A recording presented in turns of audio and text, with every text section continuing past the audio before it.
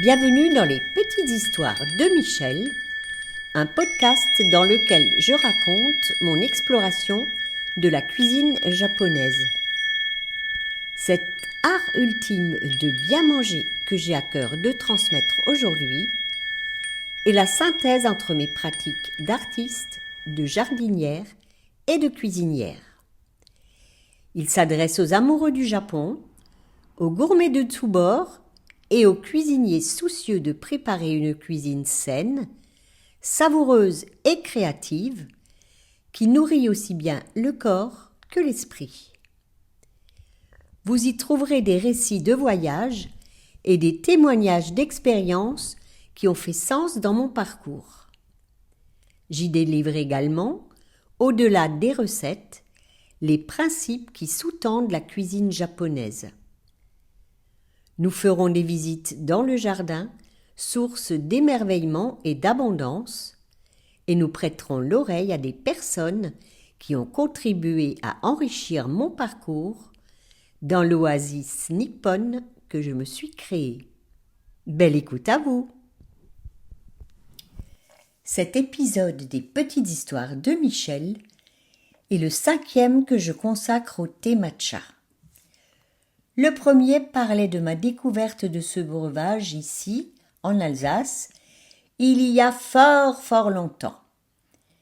Dans les épisodes suivants, je vous emmenais au Japon à Arashiyama, à Uji, puis à Ikoma. Ce dernier épisode se passe à nouveau en Alsace, au retour d'un de mes voyages au Japon. En lisant mes mails, j'apprends qu'un de mes amis, Michel Habert, qui tient des maisons de thé à Strasbourg et à Colmar, organise une cérémonie du thé Cha no Yu avec une maître de thé japonaise, Yuiko Tokugawa. Tout excité, je m'y inscris immédiatement.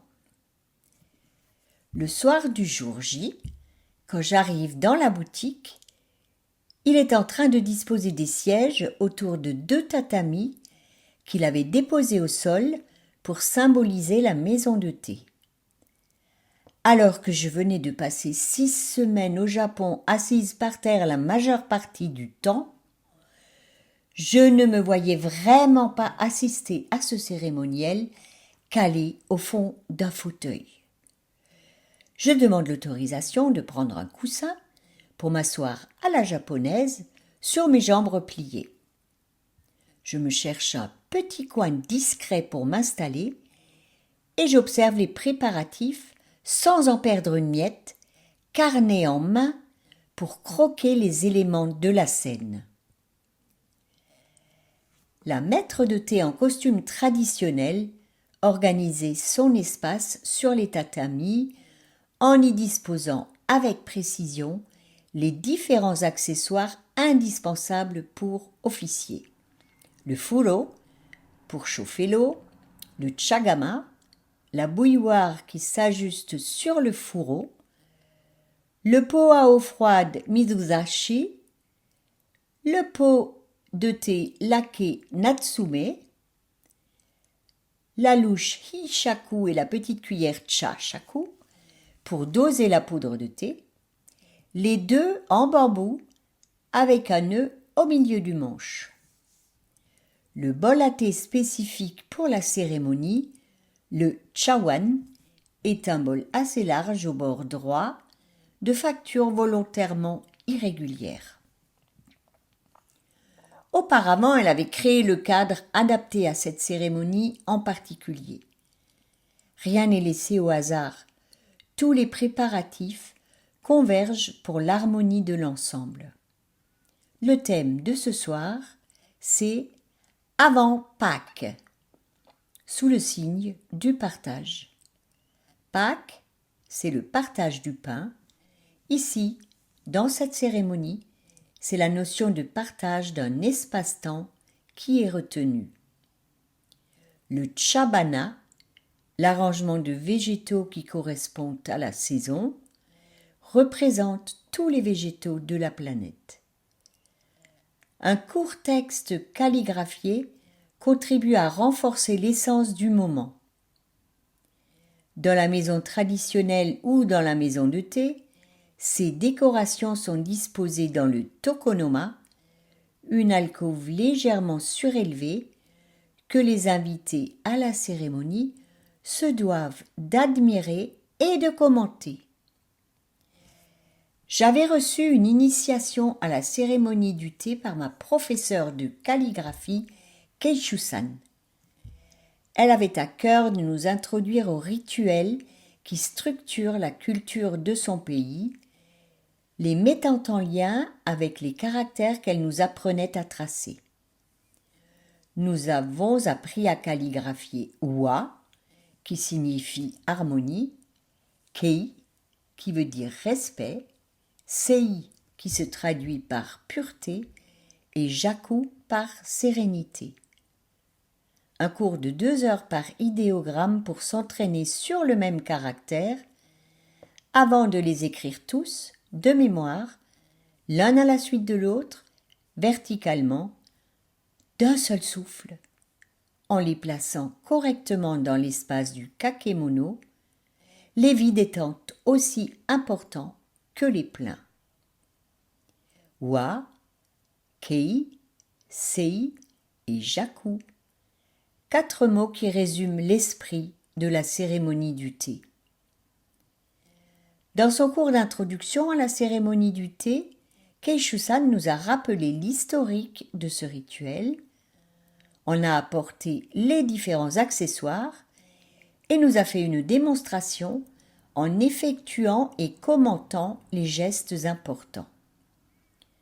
Dans une cérémonie, 75 à 300 gestes codifiés, à la fois techniques et esthétiques, se succèdent avec une grande précision dans le but d'atteindre l'état de sérénité. Ces gestes minutieux sont codifiés à la fois pour le maître de thé, mais aussi pour les invités. J'avais retenu de ce cours que l'invité devait placer le bol sur la paume de sa main gauche et le tourner en 3 étapes pour que la face la plus intéressante du bol soit à nouveau face au maître de thé.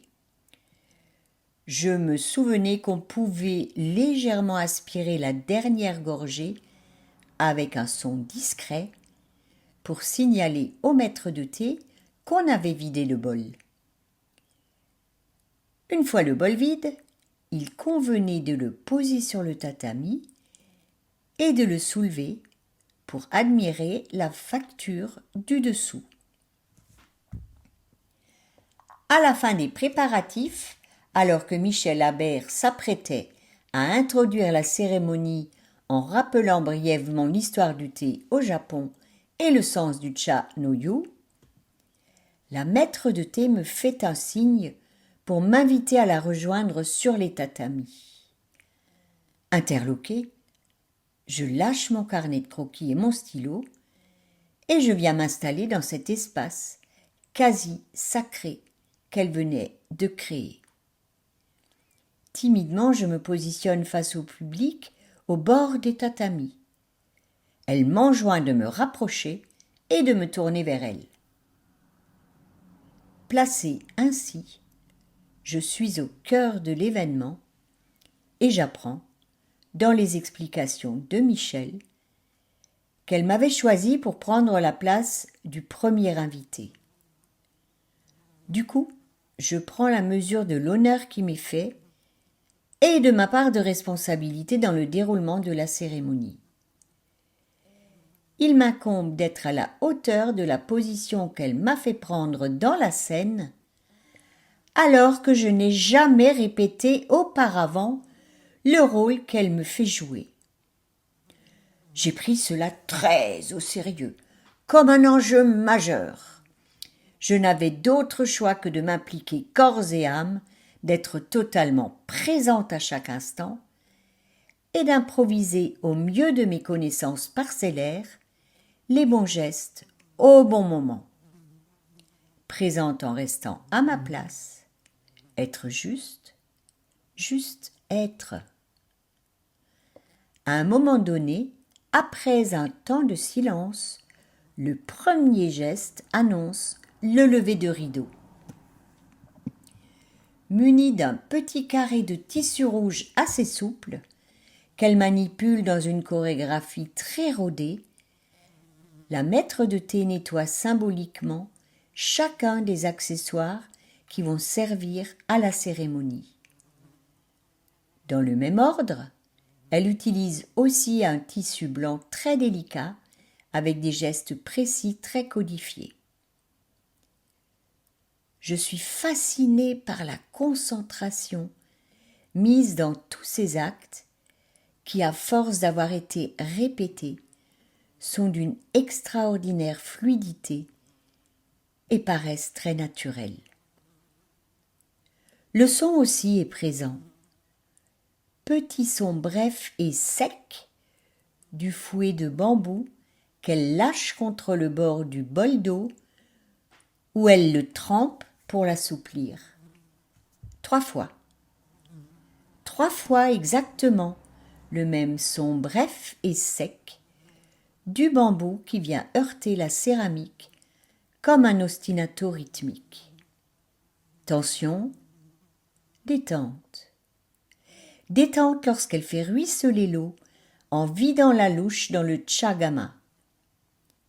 Petit murmure discret ou chant d'une cascade selon la hauteur d'où elle produit l'écoulement.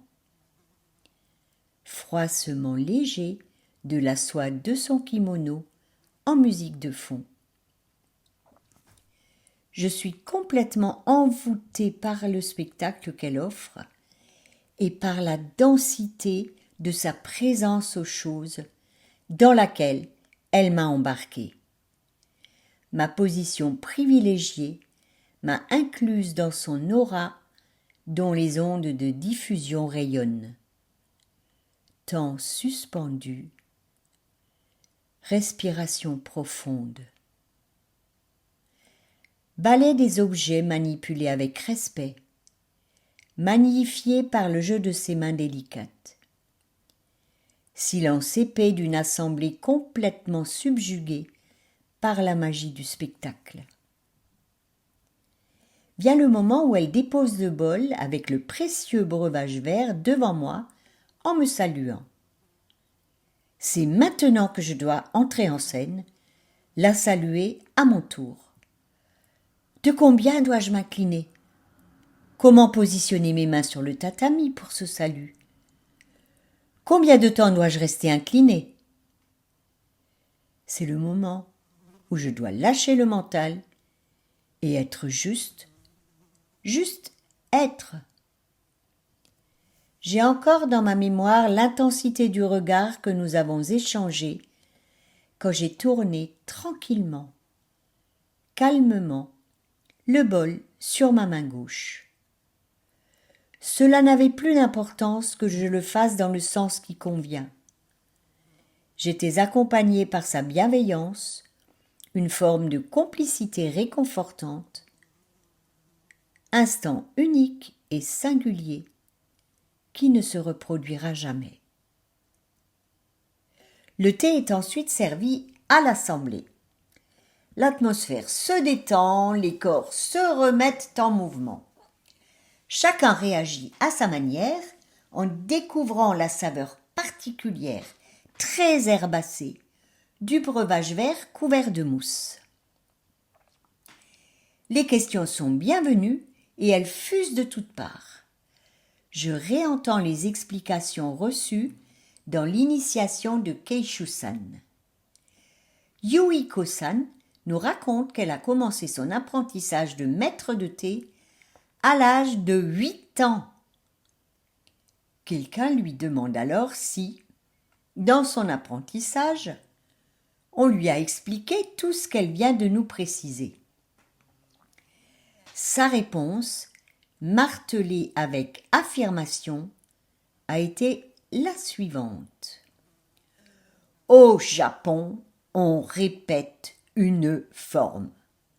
C'est de la répétition de la forme que naît le sens.